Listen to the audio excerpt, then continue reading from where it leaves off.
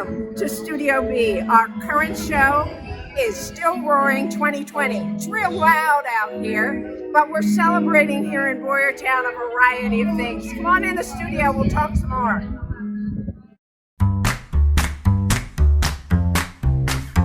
Okay, so let me showcase some of the work here at Studio B. I just want to share with you very briefly some of the work in this particular show because it's absolutely outstanding. But before I start, don't forget, if you really enjoy learning more about art and culture here through our artists and our writers here at Studio B, please don't hesitate to make a donation on our website, www.studiobbb.org, so that we have sponsors who will continue to support us in our many endeavors. So Amy's here helping me showcase the work here at Studio B, but I'm going to start by showcasing probably my favorite piece. I love this piece, and it's by our gallery director, Susan Bedeck, but it is absolutely my favorite piece in the show. I love nature, I love green things, and while she has some other work in the show, this happens to be my favorite. Moving along, because I'm asking Amy just to follow me around the studio so I can say a couple of things about a couple of the artists that were not here yet to do a podcast with me. So, here we have some artwork from of a different kind of nature. I'm intrigued by the color and the form, and I just love it. I just love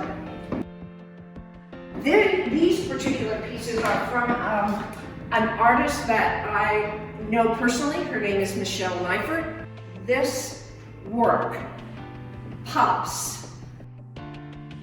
And so what Michelle's work does for me is bring color, all kinds of color. And that to me is not only relaxing, but it's just so beautiful, and it doesn't have to have any particular image attached to it. I just love her work. And Anne Chase, I know her mostly for these kinds of sketches. Very simple sketches of one kind or another. Okay, these happen to be of women in a variety of different forms. This is how I know Anne. And so when Sue brought these works of Anne's to the studio, I was just amazed. I didn't know that she did any kind of portraiture. And I didn't know that she did any kind of, well, this is, I suppose, a landscape of some kind. But once again, I'm attracted by the colors here. Just so very beautiful. Erica Steerley is next here. And we'll be interviewing Erica later on after the holidays. She's really busy now with a brand new baby that she shared with me she had during COVID. Can you imagine having a baby during COVID? But at any rate, and I asked her where she got her, where she got the content of these different rooms. And she shared with Susan that she goes to IKEA and takes photographs perhaps of how they have set up a different room or whatever. And she said also that she goes to Airbnb websites where they show photographs of a home that they're renting for a traveler and whatnot, and she takes her images from those photographs, which I think is just very cute. Kristen Woodward and I will be sharing a podcast with Kristen sometime soon, sometime next week actually, but her work, fascinating. And for those who love animals, fascinating. Her work is, she's what do you say, I don't know, representative maybe of the Humane Society. And so animals are very important to her, and she puts her efforts where her heart is, not only in her art, but in also her volunteering and support for a different variety of things. On the back wall here, we have the work of Angela Izzo. And Angela is one of our favorite artists here at Studio B. And we love Angela because of her People know she's here because they hear her laugh. She has a very distinctive and compelling laugh. And her humor is always a part of her art. She has 3 pieces here that represent women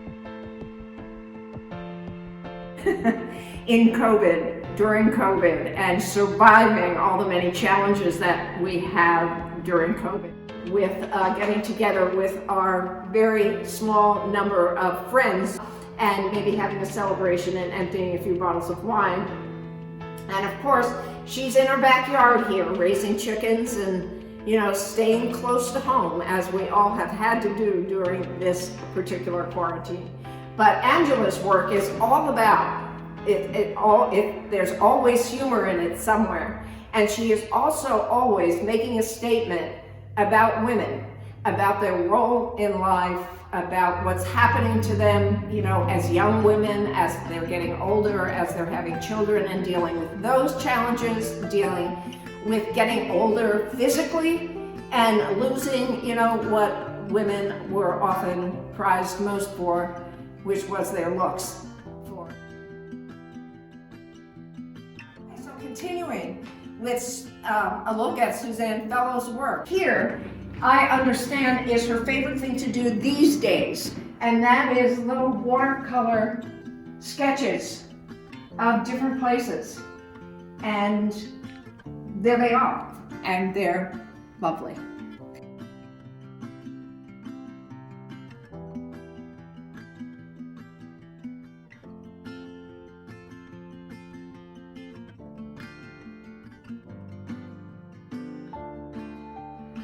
I'm Lizzie Beatles, which is actually my chosen name, not my given name. It is a lot of my work deals with a lot of ideas, I guess, of choice and what it means to be feminine.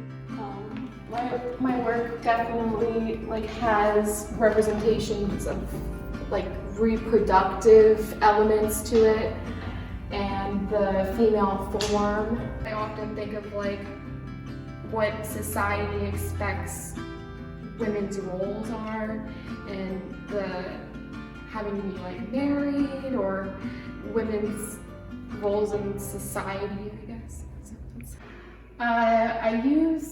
I consider myself a mixed media artist, and that often can be misunderstood as being just collage, but most of my work doesn't even have an element of paste.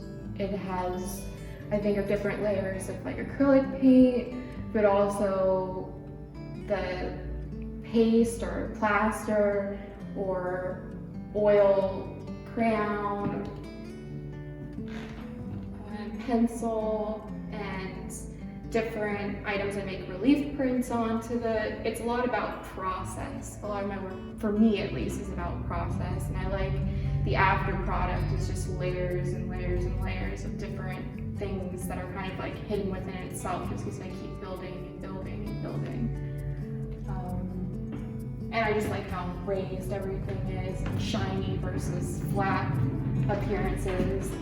I like that in this one specifically, I use a lot of imageries of rabbits. I looked at books of raising rabbits as pets. I have a book on that, and then I have a book on raising rabbits for food. So I think of the fragility of how society can either see a thing one way or a completely opposite way. Yeah, I think art saved my life in a lot of ways, and my mental health art equals mental health, to me, honestly. And it makes me feel so much more like I'm releasing something out of me that makes me feel a lot more grounded afterwards. So.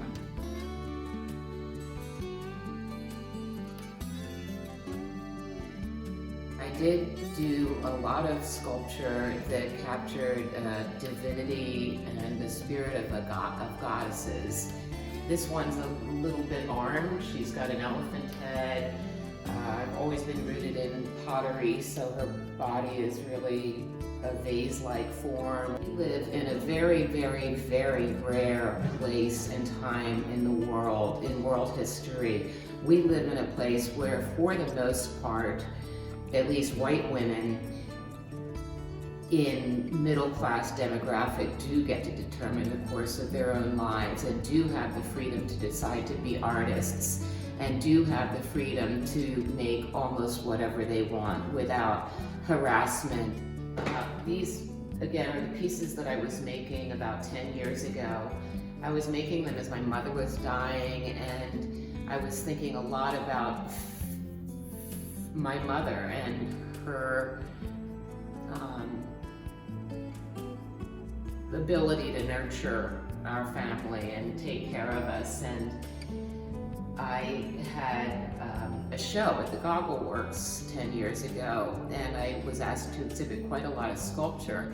And by then my mother had died, and I began thinking about other kinds of spiritual beings, and I wasn't feeling quite so groovy about things. I was really quite disturbed by the loss of my mother and the way that she died. And you know, the yin and the yang of the goddess and the devil, of the healer and the trickster are iconic characters throughout time and culture. So I began making these sculptures that were more of a trickster type figure, and they are called bunyips, which is a mythological Sasquatch from Australia.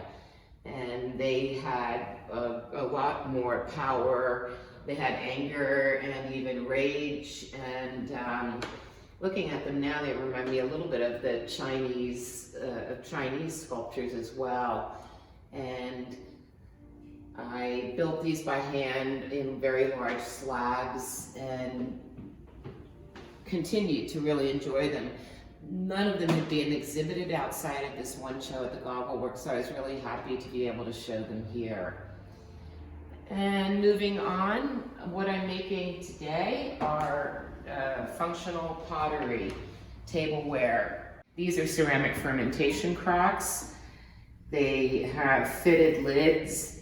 They come with weights for weighing down vegetables. They're made to do vegetable fermentation. And this is a really different process than making the sculptures that you just saw. There is a level of precision required by the potter's wheel and required by people's use of functional pottery. They're going to be microwaving, they're going to be washing, they're going to be dropping, the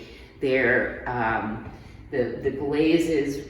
There's very little room for mistake. In sculpture making, there's a lot of ways to correct mistakes, but there's a precision demanded by this kind of pottery that is really a challenge for me, and I really enjoy it. I teach fermentation classes at my studio in Ole. When I realized that my interest in fermentation and in pottery making connected so closely, it was like coming full circle.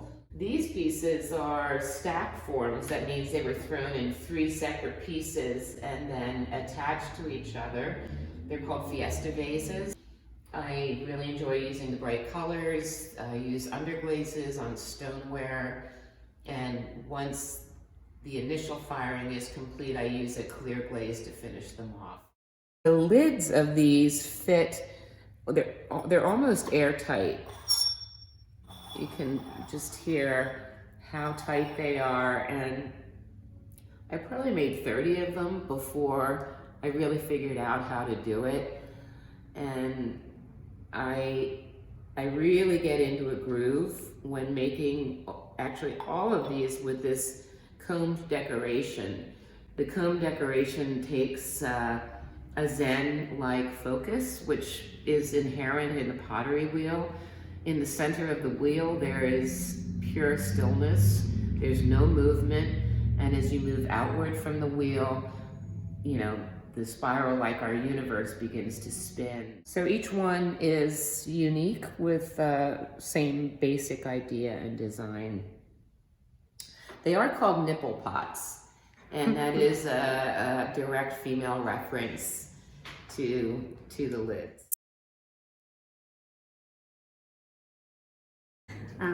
We're doing a show called Still Roaring, and it's a celebration of the women's suffrage movement, and just celebrating women's right to vote, and just the vibrant female spirit that it all incorporates. So I'm talking a little bit about my artwork, which is primarily subdued, I would say, in terms of color palette. I like to use charcoal. It's one of my favorite mediums. It's a very simple medium. I like it because it's very primitive. It's burnt sticks on paper, and it doesn't get more basic than that.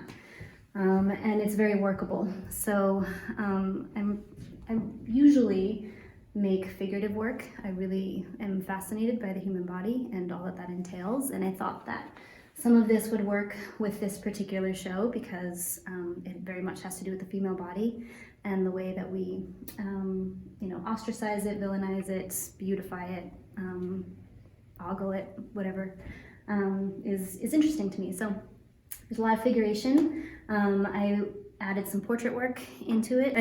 There's portraits of different and various women because I think that it's a point of interest. We tend to zoom in on the face and we try to read into someone's story just by what's written on their faces and even just how their features are composed.